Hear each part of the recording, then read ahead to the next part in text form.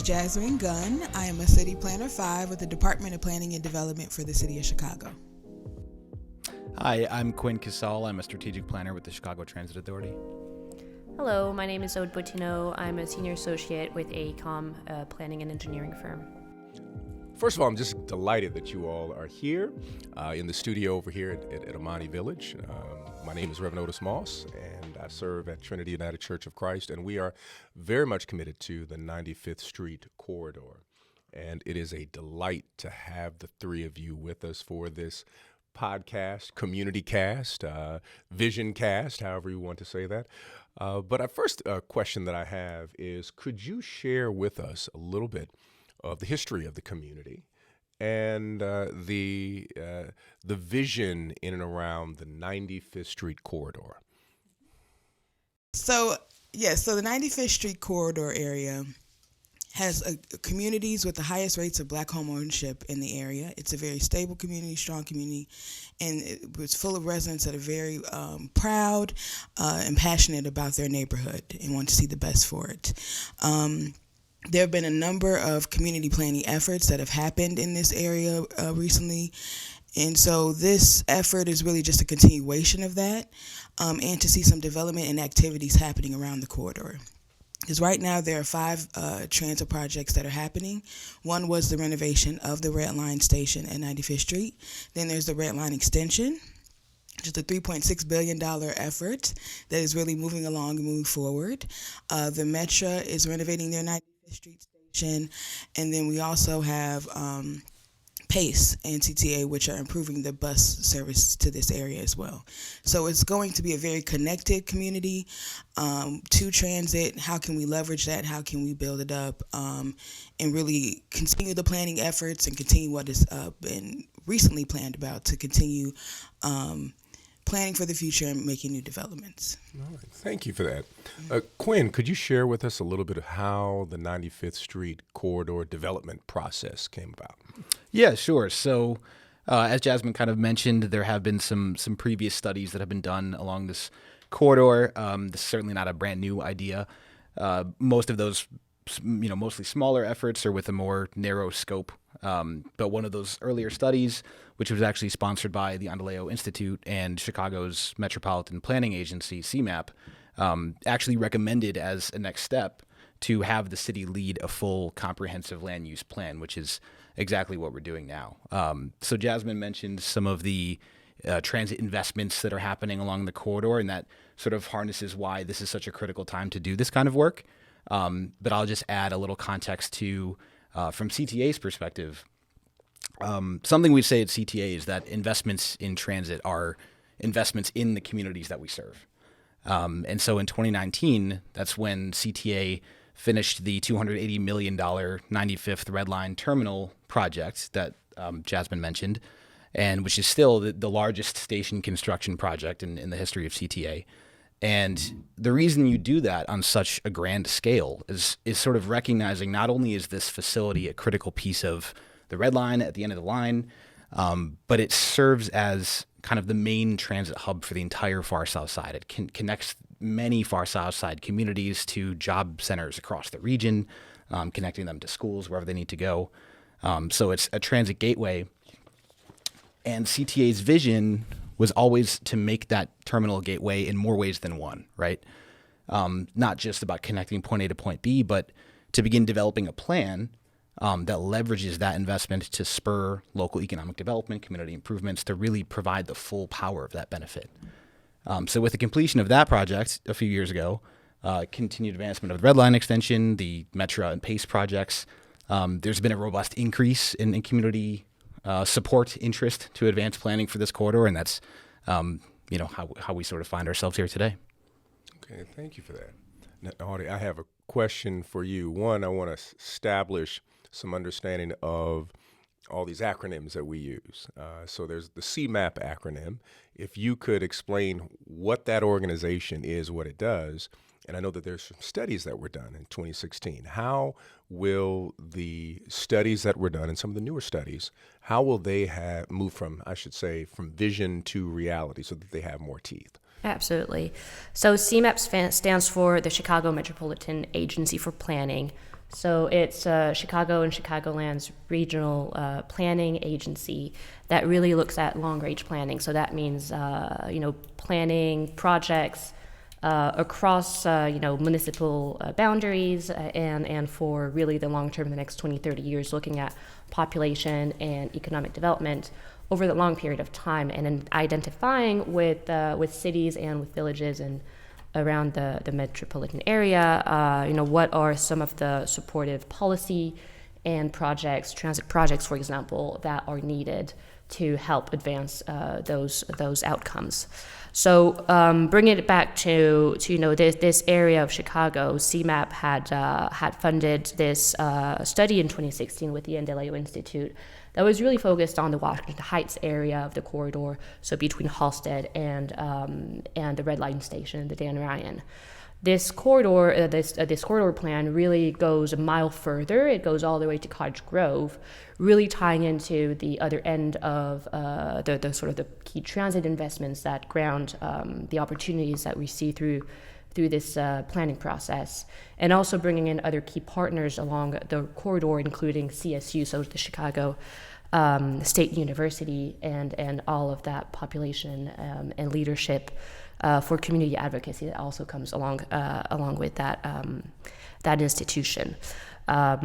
So the CMAP study, at the time, and a number of, community engagement, also through Trinity's advocacy, around the community as well, and other previous planning projects. Actually, CSU also recently completed with DPD a development framework plan to find some opportunities to increase, intensity along the corridor itself, rather than being so centralized to their campus. And so this corridor plan really seeks to take a lot of those previous initiatives and thought and energy and inputs from community members along the corridor into this holistic plan. So the outcome and the ambition for this plan is to look at a number of what we call in planning sort of layers or policy areas that relate to land use and mobility and economic development.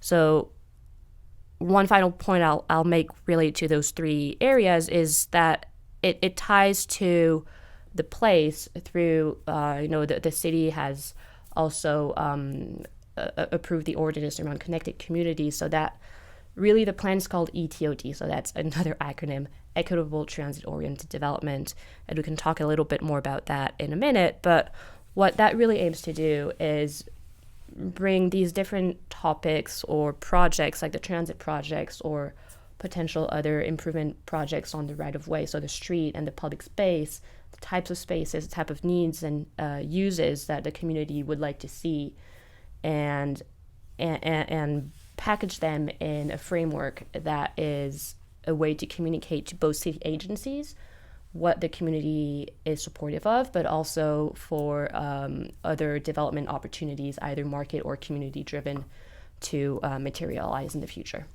I'd like to follow up with you because the term ETOD, if you could share with the listeners what ETOD is and give a concrete example of how they function. And then I have a follow-up I want to share after that.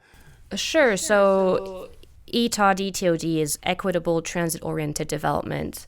So in the city and in many other cities across the country, the TOD portion of it, Transit-Oriented Development, is something that has been happening in Chicago for the last 10 years.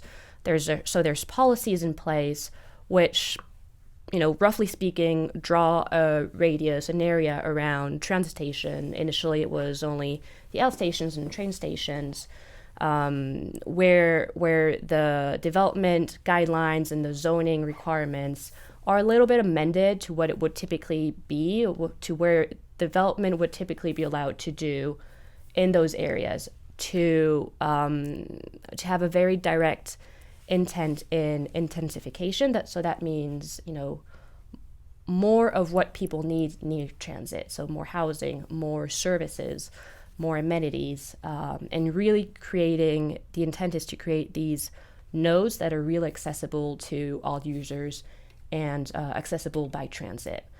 The E portion of it, the equity portion of it, is relatively new for the Chicago area, and it's a very direct intention from the city to refocus investment and the market interest really around this idea of equity. So what the city has seen, looking at what TOD development have, where they've happened, and what type of development has happened in the last 10 years, is that 90% of those projects happen in the northwest side of Chicago. Much fewer in the south and west and far south Chicago. So really the intent was to refocus that market, those market opportunities to those areas that need further investment, but also really bring in that equity portion of it. So through the policy tools, and this is getting a little bit technical, but through the policy tools really that address, how much housing you can put in, how much parking you need to build, and also it's putting incentives for developers to develop affordable housing. So that is really types of products, so types of housing that are priced at a price point that is below, city average household income. So, 60 or below average income, and for developers to access incentives to build those projects. So it's really helping developers or the market develop projects in areas that need more investment that benefit the community. I want to ask all of you this question that as you all were talking, it popped in my head. How does design increase or incentivize development, number one? How does design of a community assist in reduction of crime or increase, if that's something that you all would be able to share? So I'll speak to design. Well, I'll just say when you develop amenities and housing and things near transit stations, there's just a number of benefits. And how you lay out a community so that you can capitalize on public transit really creates a lot of benefits for the community. So one, you could have lower transit costs, so it's cost savings. Two is access to more job opportunities. And then there's even health benefits because there's less emissions and you're probably more active if you're taking public transit. So it's really important to have amenities and housing and things next to transit stations to really build up the community. So that's one way that transit benefits, and that can help in turn safety, because I always say the safest communities are the communities with the most resources in them. So anything that can promote businesses, promote economic activity, promote more housing, it does contribute to the safer, healthier community. Yeah, I can just add to that really the vision of ETOD is to create more self-sustaining communities. And as Jasmine mentioned, the safest communities being those with the most resources of providing communities that can provide access to fresh food, to social services, to transportation, of course, to get to other places, but also providing more of those things directly in your community to sort of incentivize that growth and have the kids move back when they grow up, right? So it's an integrated solution, and transportation's one part of it, but it's one piece of a much bigger integrated solution that ETOD looks to encompass all parts of healthy community growing. That's wonderful. Thank you for that. I really appreciate that. Now, Trinity did a survey in 2022 where we asked residents of Washington Heights what is their desires for the community. Now, my question is, based on the survey, about 1,500 people that we surveyed, they were very clear about what they want in their neighborhood. Now, is that ETOD? Is that CMAP? And how are those ideas implemented into design? So I would say So the CMAP study that was completed, one of the main recommendations was to actually work with the city to develop a more comprehensive land use and zoning plan. So I do see this plan and this initiative in a lot of ways as being a continuation of that work, not starting new from scratch. And so one of the things that we are developing in this plan are sort of development concepts. So we're looking at vacant land and different opportunities for new buildings, for new development activity, and listening to that community survey and hearing what kind of businesses do people want to see? What kind of housing do they want to see? How affordable should it be? Those are all considerations that are put into those concepts, into that vision. And that's put forth to the community at large, to the city at large, and that sort of signals to developers, to anyone coming to build, that this is a community vision, this is a community-supported idea about what is desired in these areas. Now, there's the work that's being done around a community table. The community table has been sharing concepts and ideas. If you want to share with the listeners how you're leveraging the community table. So we're actually really excited about, this initiative that came around about the same time as we're launching the project of the community table. Because typically, the planning process, we have a very, intent and organize ourselves with the community to to receive community feedback and so on. But where the community table is different is that it actually is not directly related to this project. It goes beyond this project itself, the corridor plan itself. The corridor plan is probably the first main initiative that is supported by the community table. But the intention of the community table is to leverage leadership within the 95th Street area to bring everyone around a table to discuss important matters for the future and the well-being of the community. And where this plan is different is that we tie in and we leverage that organization to not only be our direct interface as we develop the plan. Part of the table, they've identified a community advisory group, so a subset of the table will be in direct interface with the city and with the consulting team as we develop the planning recommendations and work on, the workshopping some of the recommendations and some of the potential solutions. But where the broader group, the community table comes in, is that all of the recommendations from the plan, the community table will be the advocates of those in the future. So, once the consultant team is, no longer really involved, and even if there's some change in administration and the staff groups at the city, the community owns those recommendations and have the power to advocate for what was agreed upon. Let me ask all of you this. Say it's 10 years, 15 years in the future, and what is one aspect of this project it would just move your heart to know that this has been implemented? What is one area, one idea, one design piece, whatever it is, one corner, one color, whatever it may be? What would really move your heart to say, yes, that's a part of this project?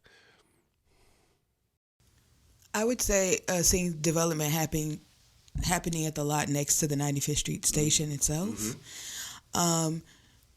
But also, I just hope 10 to 15 years from now that the community table or the community is still working together, and that foundation or that framework is still in place.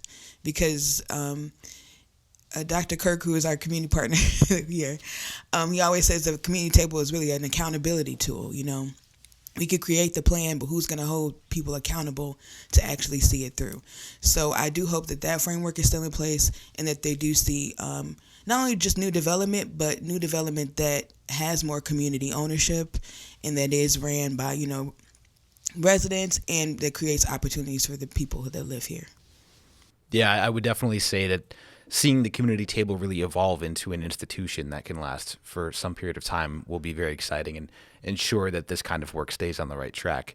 In terms of one thing I would want to see, I couldn't give you anything physical, right? That's why we're doing the plan, is to see what should it look like. But the word that comes to mind is vibrancy, because that's something that I think from what we've heard so far is definitely people have their own visions of what that should look like, and we're trying to put it all together. But just to see new business growth, new development, wealth built in this community that stays in the community, see people out and about on 95th, right?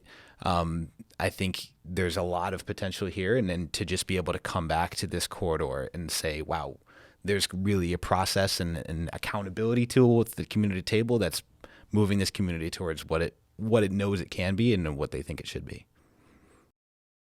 I'd love to see, this plan help the corridor, the community, like no longer be the end of the red line, but really be a place that resonates beyond the far south to the rest of Chicago as being, oh yeah, these cool things are happening, down in the 95th Street area. We should go and check them out. And that can happen through a number of things. And I think that Quinn and Jasmine touched on a lot of those. Now, there's some other aspects of the plan that the audience should hear about. Yes. So one unique aspect of this plan is that we are conducting a HREIA, which stands for Health and Racial Equity Impact Assessment. It is a mouthful, but essentially, oftentimes we propose new developments, new policies, and we don't really look at how it's going to impact the health of different communities, of diverse communities. So essentially, this is a tool to look at what the impacts will be on different concepts. So to just give an example of how that will work is, say we want to build a grocery store. Then we'll look at who will that benefit? Who could that possibly burden? What are some strategies to mitigate any burdens that are happening?